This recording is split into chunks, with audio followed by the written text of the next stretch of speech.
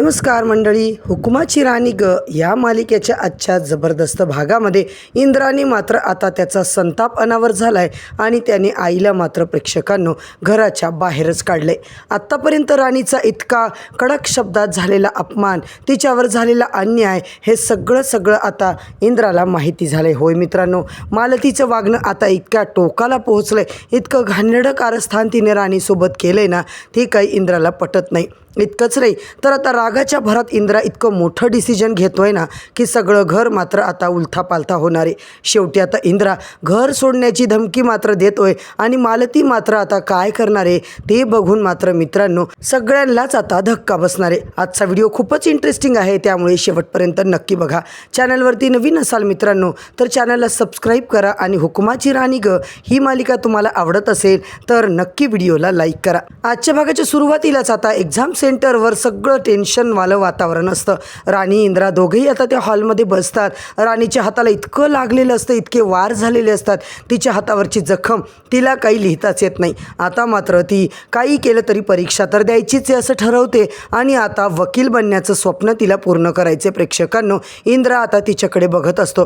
राणीला दुखत असतं, तिला त्रास होत असतो, कारण त्याला माहिती आहे की हे सगळं जाणून बुजून आपल्या मातोश्रींनी केलेली आहे। मातोश्रींची कृपा आहे। राणीच्या हातावर बरोबर उजव्या हातावर त्यांनी वार केलाय आणि हे मात्र राणी स्वतःच्या वेदना आता इंद्रापासून लपवते। इकडे राणी लिहित असते, प्रत्येक शब्द लिहिताना मित्रांनो तिला वेदना होत असतात, पण आता वेळ संपतोय। एक्झामिनर तिकडे येऊन तीन वेळा सांगतोय थोडाच वेळ राहिलाय, थोडाच वेळ राहिलाय। ते ऐकून इंद्रा मात्र म्हणतो, राणी अगं कसं होईल अर्ध्या तासात? राणी म्हणते, सर तुम्ही अजिबात काळजी करू नका, मी जे सांगते ना ते पटपट फक्त तुम्ही लिहा। इकडे मात्र इंद्रा पटपट लिहित असतो। राणी त्याच्याकडे बघून हसत असते आणि म्हणते, सर टेन्शन घेऊ नका, इतकं सगळं सहन केलंय, आता ही परीक्षा दिल्याशिवाय आणि वकील बनल्याशिवाय मी तर शांत बसणार नाहीये। राणीचं ते सगळं ऐकून इंद्राला खूप आता चांगलं वाटतं। ही पोरगी स्वतःसाठी नाही तर घरातल्या प्रत्येकासाठी जगते, सगळ्यांसाठी काही ना काही करते असं म्हणून इंद्राला राणीचं खूप कौतुक वाटतं। होय मित्रांनो, इकडे राणीचा पेपर पूर्ण झालाय। उत्तरपत्रिका राणी सरांजवळ देते आणि कितीतरी त्रासानंतर, कितीतरी अडचणीनंतर आता फायनली राणीचा पेपर दिला गेलाय। इकडे मात्र मालतीच्या मनात वेगळंच आता घुसमट चालू असते। घरी मालती बैचेन असते। आबा तिला चहा आणायला सांगतात, पण मालतीचं लक्ष शून्यामध्ये असतं। मालती कोणत्या विचारात हरवली आहे, कारण तिला आता तीच भीती वाटते की राणीने खरंच परीक्षा दिली असेल का, तिची परीक्षा झाली असेल का? जर राणी खरंच वकील बनली तर मात्र माझं काही खरं नाही। या विचारांनी मालती मात्र बिचारी इकडे बैचेन असते। आबा म्हणतात, काय मालती, काय चाललंय तुमचं, एवढी बैचेनी काय आहे तुमच्यावर? आता मी घरी आलोय, तुम्हाला आवडलेलं दिसत नाहीये, तुमच्या चेहऱ्यावर नाराजी स्पष्ट दिसतीये आणि भीती दिसतीये। कसली भीती? तेवढ्यात प्रेक्षकांनो इंद्रा राणी आता एक्झाम सेंटरवरून घरी निघतात। रस्त्यामध्ये मात्र इंद्रा एक शब्द राणीला बोलत नाही, पण त्याच्या मनात मालतीविषयीचा इतका संताप उफाळून आलेला असतो। तो एकाच गोष्टीचा विचार करतो, राणीला परीक्षा देण्यापासून रोखण्याचा प्रयत्न आईने का केला? घरी पोहोचताच इंद्रा जोरात आता आवाज देतो, आई बाहेर ये आई। मालतीला अशा आवाज देतो। आबा म्हणतात, काय झालं याला, हा रागात का एवढा आवाज देतोय? आबांना थोडंसं टेन्शन येतं। इकडे इंद्राला याआधी इतक्या रागात कुणीही कधी बघितलेलं नसतं। मालती जेव्हा बाहेर येते तिला वाटतं की नेहमीप्रमाणे ती यावेळेससुद्धा सिच्युएशन हँडल करेल, परंतु यावेळेस इंद्राचा संताप मात्र अनावर झालेला असतो। तो सरळ आईला बोलतो, आई काय चाललंय, काय केलंयस तू? अगं किती खालच्या थराला जाणार आहेस? विक्रांतमध्ये बोलण्याचा प्रयत्न करतो तेव्हा मात्र इंद्रा स्वतःच्या आईसोबत कोणी अशा आवाजात बोलतं का रे असं तो बोलतो। तर इंद्रा मात्र विक्रांतला स्पष्ट सांगतो की हां आमच्या घरातला विषय आहे ना, तर प्लीज तू मध्ये न पडलेलं बरं आहे। त्यानंतर तो मालतीकडे वळतो, आई तुला राणीचा एवढा तिरस्कार आहे? अगं इतक्या घाणेरड्या थराला जाऊन तू राणीवर गुंड लावून हल्ला केलास? अगं शोभतं का तुला?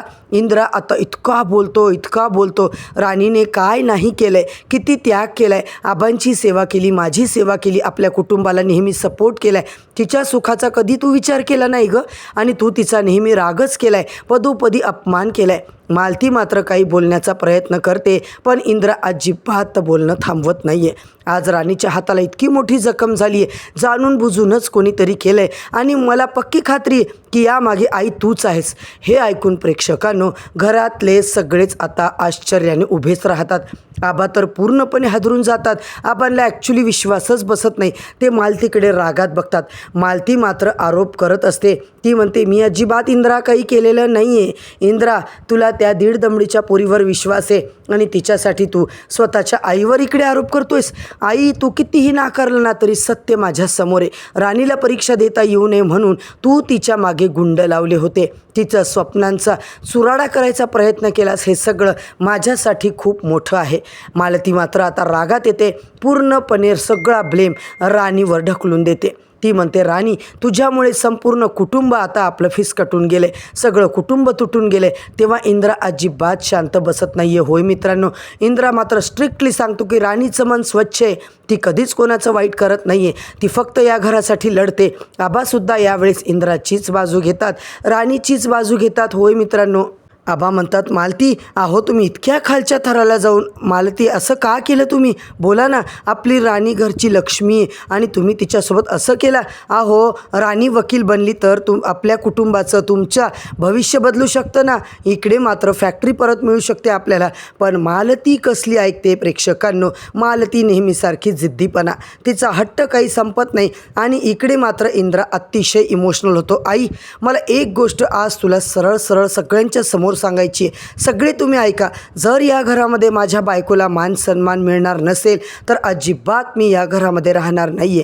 ते ऐकून प्रेक्षकांनो सगळ्यांनाच आता धक्का बसतो. आबा तर आता थरथरच कापायला लागतात. इंद्रा कधीच आता मालतीच्या विरोधात बोलत नाही. आजपर्यंत तो कधी बोलला नाही, परंतु आज मात्र खूप वेगळी परिस्थिती आहे. इंद्रा म्हणतो, मी तुम्हाला आदर देतो आबा, मला सगळं घरातलं माहिती आहे. प्रत्येकाला सन्मान मिळतो, मग राणीला का नाही?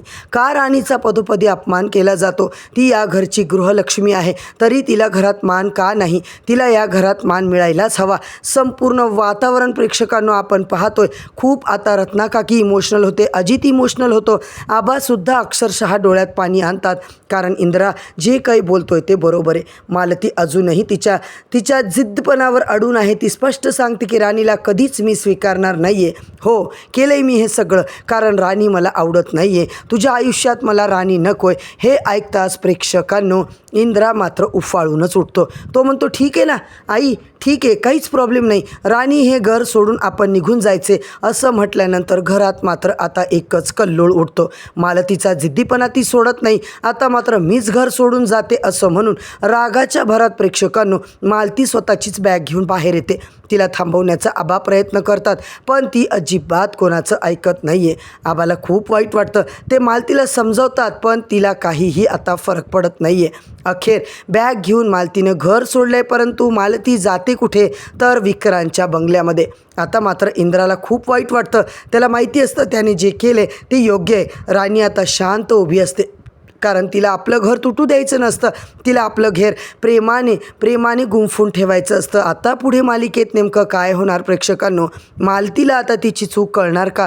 राणीने एक्झाम तर दिली आहे. राणीला आता इकडे वकील बनून आल्यावर आपलं घर मिळणार का? इंद्राच्या एका डिसिजनमुळे घरामध्ये किती मोठं संकट आले आणि हे सगळं आता पुढे नेमकं काय होणार हे सगळं जाणून घेण्यासाठी प्रेक्षकांनो, हुकुमाची राणी या मालिकेचे अपडेट जाणून घेण्यासाठी चॅनलवरती नवीन असाल तर सबस्क्राईब करा, व्हिडिओला लाईक करा.